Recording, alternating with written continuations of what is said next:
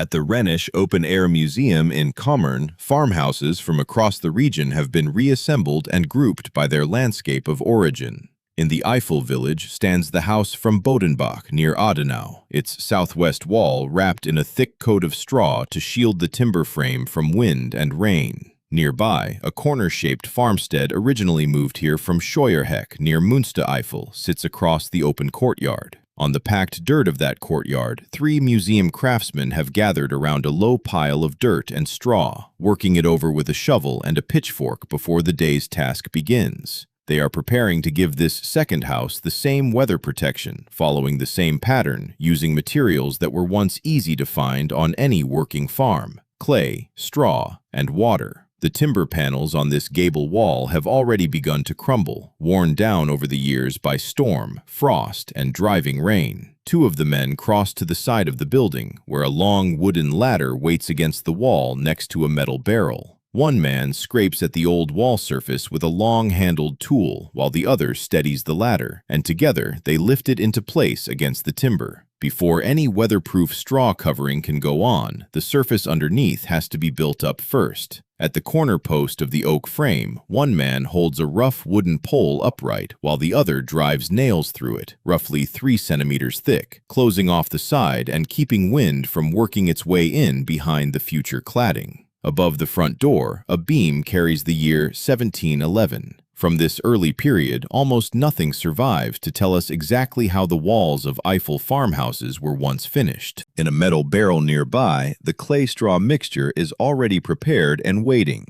It has to be worked onto the timbers using a board, tapered slightly at the front, so it can be pressed cleanly into the wood. A white-haired craftsman climbs partway up a ladder set against the wall, scoops a load of the wet mixture from the barrel with a short-handled tool, and lays it out across a flat wooden board. The men start at the sill beam, the horizontal timber that carries the weight of the whole wall frame above it. A tough mixture of clay, chopped straw, and water is transferred from the board using a 2-pronged clay hook, then pressed by hand onto the lower timber above the stone foundation.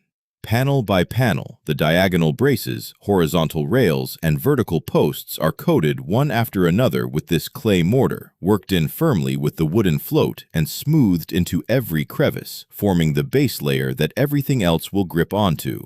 Further up the wall, a second craftsman works the same mixture from his own barrel, chopping and turning it with the same hook before spreading it across the higher panels between the timbers. Hazel rods are brought out next, thin wooden stakes meant to give the following layer of clay something solid to hold onto, acting as a kind of lath. There's already a stockpile of them set aside near the wall, cut from the forest as needed. Young, finger-thick hazel shoots work best for this, chosen because they grow straight and reach the right length without much waste.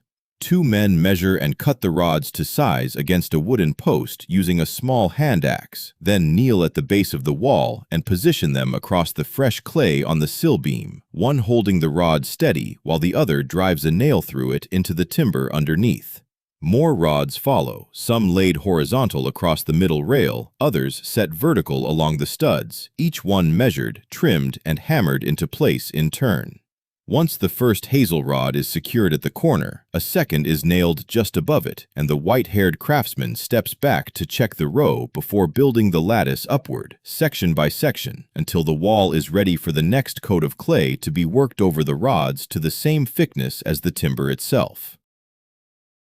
Back at the wall, a craftsman works the trowel over a fresh coat of clay, drawing it out into a smooth, even band across the tops of the hazel rods and the timber behind them. He presses the mixture firmly into every gap between the rods, then sweeps the flat wooden tool across the surface again and again until the clay lies level and tight, packed close enough that nothing underneath is left exposed. Along the bottom edge, where loose strands of straw or clay have gathered, he taps them into a straight, even line with the side of his hand before moving on to the next section. Once thoroughly mixed, this same stiff clay, worked together from clay, chopped straw, and water into a heavy paste, has to be kneaded until it holds together properly. In the past, this was done by treading it barefoot in warm weather, feeling underfoot for any stones that needed to be picked out before the mixture went onto a wall. Nearby, a fresh supply of raw, unmixed clay sits ready on the ground, having already been sifted through a screen to strain out stones and roots, leaving only the fine, crumbly material behind for the next batch of mortar. A shovel bites into the loose pile again and again, filling a black bucket that gets carried over to a metal barrel fitted with a sifting screen. There, one man rubs handful after handful of the dry earth through the mesh while his partner tips a bucket of water in after it, and together they knead the mixture with gloved hands, turning it over and over until it reaches the same tough, elastic consistency as the clay already spread across the wall. Only long rye straw works for this kind of wall covering, the same variety once used for thatched roofs. A man gathers a large armful of it from the courtyard first, then works it over an upright board fitted with iron spikes, combing it through so that any bent or broken stalks catch on the tines and pull free. Striking the base of the bundle against the ground squares up the loose ends before it goes any further. For the wall cladding, the craftsman needs sections of uniform length, so before any cutting happens, the loose straw first has to be gathered and tied off at several points along its length. A man wraps string tightly around a bundle set between two wooden pegs driven into the ground, knotting it fast, then adds a second tie further up, tapping the bundle firm with a small wooden mallet as he works. One bundle finished, he reaches for the next, repeating the same process of tying and compressing until a stack of neatly bound bundles sits ready at his feet. Since mechanical mowers and combine harvesters came into use on farms, long straw like this has become difficult to come by. What the museum needs now comes from its own small working farm, where older methods of cultivation are still deliberately kept alive, and when that supply falls short, other local farms that still harvest with a binder are asked to help make up the difference.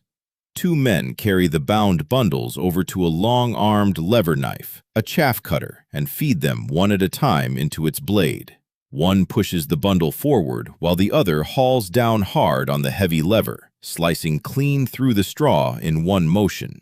They repeat the cut again and again, section after section falling away, until a pile of evenly trimmed lengths lies beneath the machine. For the bottom row of the wall, these cut sections need to come out to exactly 15 centimeters. Now the museum craftsman begins laying the first course of straw. A handful of loose straw, its cut ends dipped deep into the thick clay mortar waiting in a barrel beside him, is pressed against the wall and worked flat into the layer of plaster underneath. The ends that never touch clay rest directly on the stone foundation, where they'll form the drip edge that lets rainwater run off and away from the wall instead of soaking upward into the timber. Bundle by bundle, the first row grows outward from the right-hand corner post toward the center of the frame, each new handful dipped, pressed, and worked in tight against the one before it. Kneeling at the base of the wall, he reaches into his box of cut straw, takes another bundle, dips it, and presses it home beside the last, building the row a few centimeters at a time. Along the bottom edge, where loose ends hang uneven, he strikes them upward with the flat of his hand, tapping them into a straight, level line before moving on. To keep the straw from lifting away at the top, he smooths it firm into the soft clay underneath with a trowel and a narrow float, working the band across the row again and again until the surface lies flat and tight, sealed against the wall so it won't work loose later. Once that first row is finished, work begins on a second course laid directly above it. Now seated on a low stool at the base of the wall, the craftsman takes bundles handed to him by a second man and starts again at the right-hand corner. But this time, the cut ends of the straw run 20 centimeters long instead of 15, long enough to overlap the first row below and shed water the way shingles or feathers do. He presses each dipped bundle into the mud band left along the top of the row underneath, working outward the same way as before, then smooths a fresh coat of clay across the joins with the trowel, sometimes tucking a smaller, thinner tuft of straw into the wet clay first and burying it completely under the next pass of the tool. Where the straw runs a little thin, he reaches for whatever short piece is closest to hand rather than waste it, pressing it into the gap and covering it over the same way. This overlapping technique, layering straw so each row sheds onto the one beneath it, never survived into the present day anywhere else in the Rhineland, though written accounts describe how it was once done elsewhere. In the Siegerland region, for instance, workers began by coating the bottom panel of the wall with clay, then pressed a handful of straw into the soft surface and spread it out by hand. Over that went a finger-thick strip of split hazel, nailed down on either side into the timber. Each following layer went up the same way, 4 centimeters at a time, until the whole triangular gable beneath the roofline was covered. At the museum, a section of similar wall covering was found preserved on a house originally from the Westerwald, later rebuilt here, and studying what remained of it let the same craftsmen working this wall, who also restored the Bodenbach house's cladding, reconstruct the old technique step by step. Above the courtyard, the exposed timber framing on the wall's upper half still waits bare, the pattern of dark wood against pale plaster marking exactly how far the work has climbed so far. A man pushes a wooden wheelbarrow steadily across the courtyard, then out past the buildings and down a dirt path bordered by a field of tall green corn, rolling hills rising beyond it. The clay used for every bit of farm work like this used to be dug from communal pits set at the edge of the village boundary and now mostly overgrown with brush. During autumn, neighbors would break the clay together in a shared effort, leaving it stacked against the pit wall through winter so it could weather before use, a process that left it with just the right consistency by spring. Kommern itself never had one of these shared pits. Farmers here dug their own supply instead, each from a private clay hole on their own land. The pit the museum draws from today was opened specifically for this purpose, to serve the reconstructed farmhouses on the grounds. The man turns off the path into a small clearing cut into the brush, where a bank of exposed clay rises up from the ground. He sets down the wheelbarrow and crosses to retrieve a pickaxe leaning against the bank, then swings it hard into the earth, breaking loose chunks free with each strike. Setting the pickaxe aside, he takes up a shovel instead and scoops the loosened clay into a growing pile at his feet, working steadily until enough has built up. Then, shovelful after shovelful, he lifts the clay up and into the wheelbarrow, the load growing heavier with each toss until it's heaped full to the brim. Wheeling it back the way he came, past the cornfield and along the dirt path, he brings it into the courtyard and tips the wheelbarrow forward over the edge of a large mixing tub, the clay spilling out and settling among the rest of the supply already waiting to be turned into mortar for the wall. Back at the chaff cutter, 2 more men feed straw into the machine, one holding the bundle steady while the other hauls down on the long lever, the blade slicing clean through with each pass. Section after section falls away beneath the cutting edge until a fresh pile of short lengths lies ready. Nearby, a man works a shovel through dry earth and chopped straw spread on a board, mixing the two together, turning the pile over again and again until it's evenly blended. A second man arrives with an armful of freshly cut straw and adds it to the mix, and together they keep folding the pile until every strand is worked through the dry clay. Once the dry ingredients are properly combined, water goes in, poured over the center of the pile from a bucket, then another bucket after it, soaking the mixture through. What was once dry and crumbling turns heavy and wet, and the man goes back to work with his shovel, chopping and turning the mud again and again to drive the water all the way through it. In the past, farmers didn't always use straw at all. Many mixed their clay with hay instead, since it was more readily on hand, and some went further still, working in ox blood and pig bristles to give the mortar a tougher, more elastic consistency that would hold up better once it dried on the wall. Before cement and modern mortar took over, clay like this, worked and reworked by hand, was the most important building material there was, second only to timber itself. Before the treading can begin, a man sits by a doorway, pulls off his shoes and works his feet into a pair of tall rubber boots. Once they're on, he stands and crosses to the wide, wet pile of clay and straw, where his partner has already been turning it with a pitchfork. Now the man in boots steps directly into the mixture and begins to tread it underfoot, stomping down heavily again and again while the other continues working the pile from the side with the fork, lifting sections over for him to trample. The boots sink deep into the heavy mud with every step, forcing clay and straw together in a way that hands and tools alone can't quite manage, squeezing the mixture until it binds into one dense, elastic mass. Back and forth across the pile he goes, methodically working every section underfoot, while his partner keeps turning fresh clay in from the edges for him to tread next. The wall has climbed high enough now that a wooden scaffold platform has gone up partway to the roofline, and the craftsman works from a seat on it, pressing bundle after bundle of straw into the clay above the reach of the ground crew below.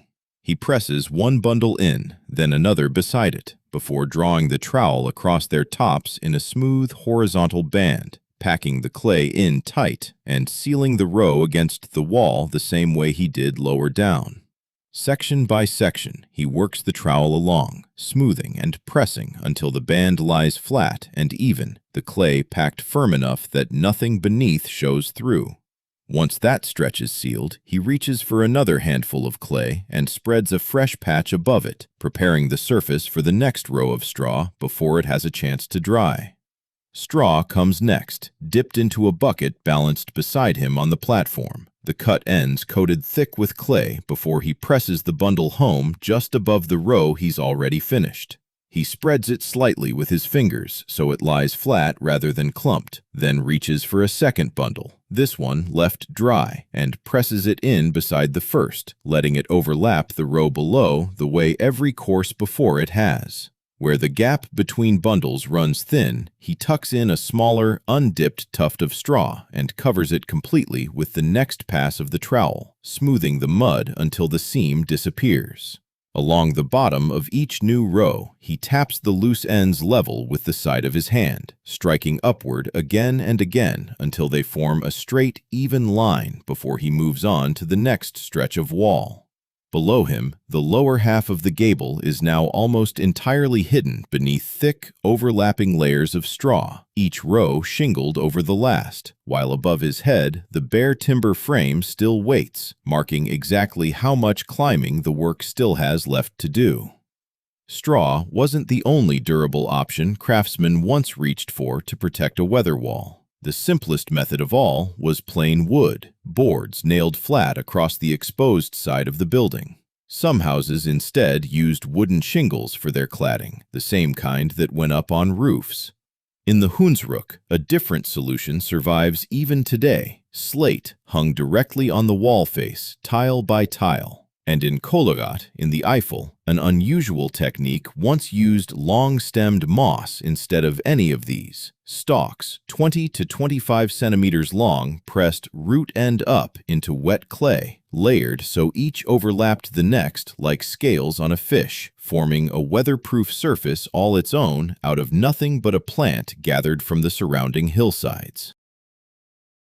Every year, more than 100,000 visitors come through the museum, many of them school groups, children who find here a hands-on record of how people once lived.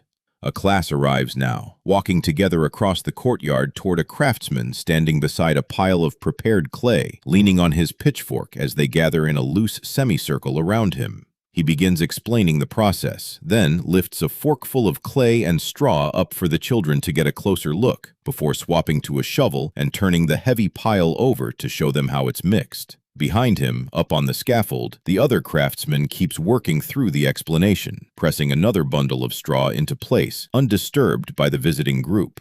The craftsman explains that clay, water, and straw are mixed together and turned over several times, and that anyone working with it needs rubber boots on before treading it in. He tells them it isn't for the roof, and that once it's on the wall, it isn't covered with anything else, just smoothed flat by hand. Asked how long it lasts, he tells them the wall on the neighboring house has already stood for more than 20 years. Work like this is always done in dry weather, since rain would wash the fresh clay straight off and take the straw with it. Bit by bit, the weather-facing gable of the Scheuerheck farmhouse disappears under its new coat of straw, and within a few more days the whole wall will be finished, offering the same protection that its neighbor from Bodenbach has provided for nearly 20 years already. The finished wall stands complete, a thick, textured surface of overlapping straw climbing from the stone foundation to the roofline, two small windows set flush against the cladding. Along the village street, the reassembled farmhouses stand in quiet rows beneath their thatched roofs, evidence of a way of building that survived here even as it faded elsewhere. In an increasingly mechanized world, the Rhenish Open-Air Museum in Kommern carries growing importance for preserving these earlier forms of rural life and work.